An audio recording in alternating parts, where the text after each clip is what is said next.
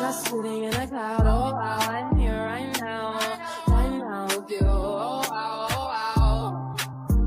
I don't even care. I'll run my hands through your hair. You wanna run your fingers through mine, but my dread's too thick and that's alright. Wait a minute, I think I left my conscience on your front doorstep.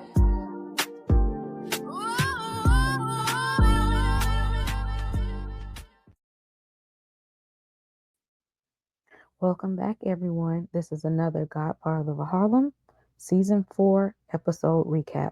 This week, we are on Episode 6.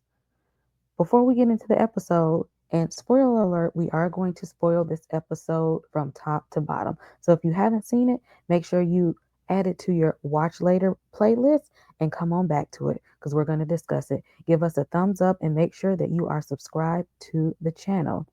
So let's talk about it. We begin the episode kind of where we left off from episode 5. Frank comes over, lets Bumpy and them know we got your boy. Okay, we got him. Frank, you almost got your muffin cap peeled back just by being the messenger at this moment. Bumpy was not happy. He was like, let's just shoot him on spot. Let's get it taken care of. And they're like, they have chance though. Bumpy's like, I don't care. Get him now. Get him now. Bumpy was so upset. Y'all, he didn't take this news well. Bumpy getting old. Bumpy gets too old for this life. Because the next thing you know, your boy is in the hospital with a heart attack. Come on now, Bumpy. You are not about that life anymore. It's time to hang it up. Okay? You done got stressed out that bad. You end up in the hospital. Y'all, black men go to the doctor. Check on your health. Okay? Especially, look, us millennials, Gen Xers, y'all know the deal. Don't be playing around with your health like this. I know he ain't see it coming, but we are getting on up there. Y'all, we don't handle stress and anxiety like we used to, okay? High blood pressure, heart disease, stroke, all that stuff, okay? Bumpy didn't take it well, and then he's trying to get up out of the hospital bed. They had to sedate him because he wakes up yelling out Chance, which that actually shows us how close they were. Like Chance is not just like a friend or his employee, that's his family. And he knows the kind of man that Joe Colombo is. And he was really afraid for his life. So I understand he's concerned, but Bump, you just had a heart attack. What you gonna do, friend? What you gonna do? Mamie said, just rest. Just you can't do nothing from in here. Like just chill out for a second. We'll figure it out. You always figure it out. We'll get the solution right now. Just go to sleep. And we see Elise in this episode still planning acts of violence because she said, and I quote, violence is the only language of the pigs. They still trying to blow up a police car. Now, I don't know if this was just to make a statement or, because they just wanted to do something. I'm pretty sure they could think of something else constructive to do for the revolution, but they just gonna roll with this plan. They're gonna roll with it. She finds a couple of them at a restaurant, the same breakfast place that we always. Apparently, this is the only breakfast joint that everybody wants to go to. The food must be busting. That's in my opinion because everybody and their mama be in here all day, every day. Well, she's like, oh, okay, this the routine. This what we doing? Cool. The plan continues. Okay, we already got the explosive. We can do this. But whenever there's a group of people, it's always somebody in there that's snitching. And if y'all didn't know, snitches get stitches. Okay? The police rolled up on the Black Panthers, and Elise was like, there's a mole. Because how would they know to bust in on us like this? Let's sniff them out. She said, I am my father's child. We gonna do it how he would do it. They pulled the police to the side, put him in the corner, found your boy Big D Buster that we hadn't seen since what, season 1, 2? I don't know where they keep him on the payroll at, but apparently the cops ain't want none of that. Gave up your boy real fast, okay? This was his last episode. sorry to that man. But you can't be part of the revolution and be a rat at the same time. You should have known your time was gonna end real soon. Um, I'm not mad to see you go because what? These people are trying to fight the power and you looking out for self and mingling with the police. It was not gonna turn out well for you. Either they was gonna beat your ass or the Black Panthers gonna beat your either way it wasn't gonna go good for you, my friend. Let's bring it back to the little troublemaker. Frank, you always in some stuff. You lucky you fine though. But you always in some stuff. He up there beating the dog shit out of Dale, but Dale is a G. Dale said, I'm a OG soldier, okay? I done been through the wars and things. I done been through the Jim Crow era. I done seen racism and segregation and police brutality. This ain't nothing to me. Let me tell you something, big country.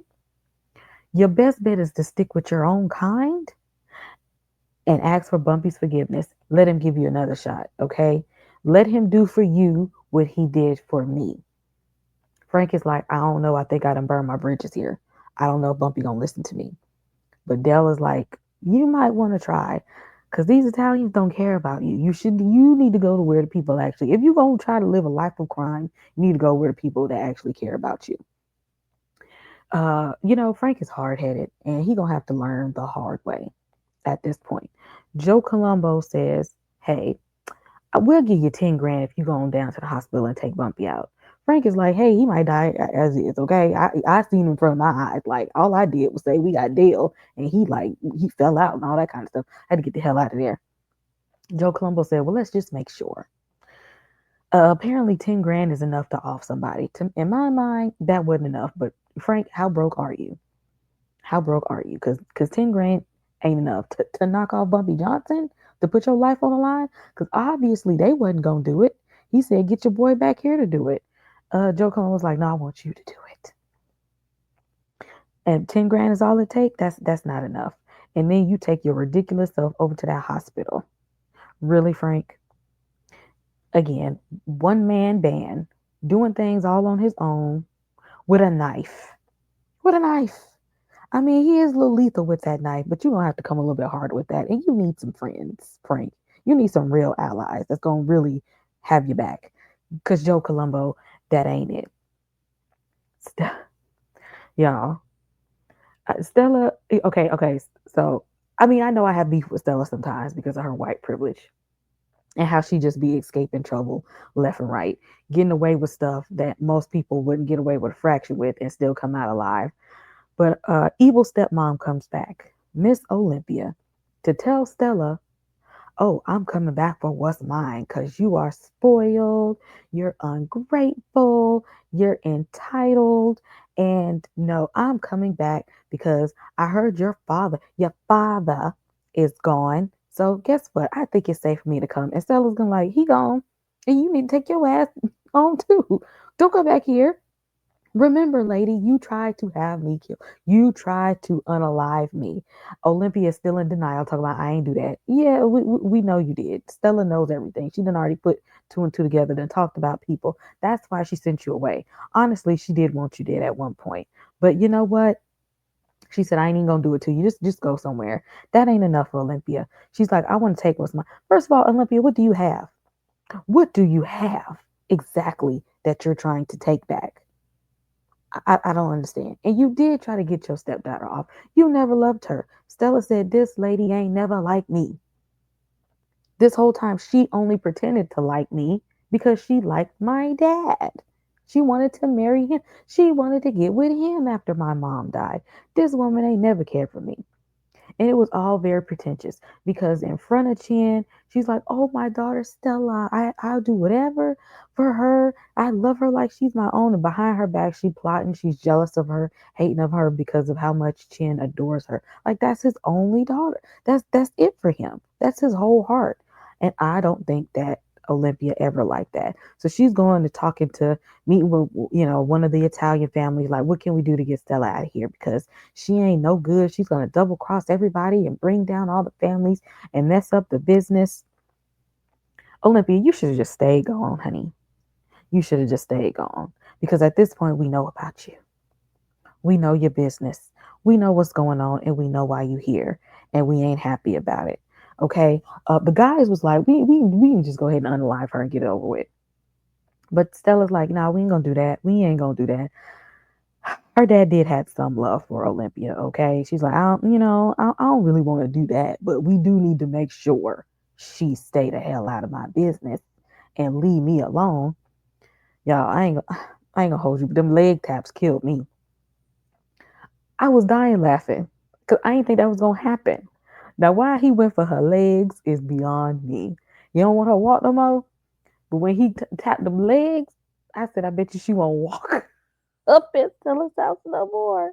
I bet she won't walk up none of the Italian families no more. That was hilarious. I don't know about y'all, but y'all, that made me laugh. Maybe it's just because I don't like Olympia, because she is very fake and pretentious. Everything she wants to say that Stella is, Olympia, you're the same thing. Because you're very entitled too. Okay? You think you a boss out in these streets too? No, you're not. No, you're not. You married a crime boss and you think you one of them. You're not even on his level. Stella's closer to his level than you are. Would she say go back to Jersey? At this point, they're gonna have to wheel you back, because I don't know when the next time you're gonna be able to walk. But you shouldn't have came from where you was. Go back home. We see Bumpy laid in the hospital having these fever dreams about Brother Malcolm, his voice of reason, trying to figure out, how do I get out of this situation? How do I get Dell back? How do I move forward? I don't want to work with the Italians. I wanted this to be my business. Maybe it's impossible, but I need to do what I need to do to save my friend. And at the end of the day, Malcolm is trying to get him to understand your whole goal needs to be a sense of community, bringing the community together, looking out for your people. Make the best decision that is going to be there for your own people. That's the greater good. And it took Malcolm coming to him in these dreams for Bumpy to probably not blow Frank Lucas' head off in the hospital at that moment, and to not go to war with Joe Colombo, but to work out a deal so that he could get his best friend back. And you know Joe Colombo's all for it. He been wanting to work with Bumpy since the beginning. That's all he wanted. Yeah, he did send Frank to the hospital to go ahead and unalive him, but he really just wanted a partnership with his idol Bumpy. This all he ever wanted. Okay. Now how long this partnership is gonna last, I don't know. Because Bumpy said, hey, you using Frank now. You may got him in your pocket now, but one day he come over here with me and we both gonna come for you. Joe, you might want to be aware of that. But again, Joe ain't no idiot. He's not a dummy. He's using Frank too. Frank is the one that need to wise up, going over there with Bumpy Johnson. Okay? Going over there with your people and stop playing games. You need to learn something. You don't know everything. So how long this partnership with Joe Colombo is gonna last? I don't know. I don't even know how Chin is gonna feel. That might be the thing that brings Chin back here, is for Bumpy to tell him we got to remove Joe Colombo. That might be all we got to do right there. Or he might get Stella in on it at this point. But ain't no way Bumpy is gonna have no long-term partnership with him. I feel it coming. We end the episode with Bumpy coming home and Dale being released from being beaten in the dungeon of Joe Colombo by Frank Lucas. Okay. Dale was like, it ain't nothing. Okay, I'm fine. Bumpy, how you doing? You don't had a heart attack. Like I'm good. Bumpy is just happy to see his friend is alive. And of course, Dale didn't even know really what was going on at the time until they released him, because Bumpy had a heart attack. They had already kidnapped him. So it was good to see them reunite with each other. And, Dale felt bad that Bumpy had to make that deal with Joe Colombo, but Bumpy's like, your family, I would have did it. Anyway, I would have did anything to save your life. It's the same with Dale.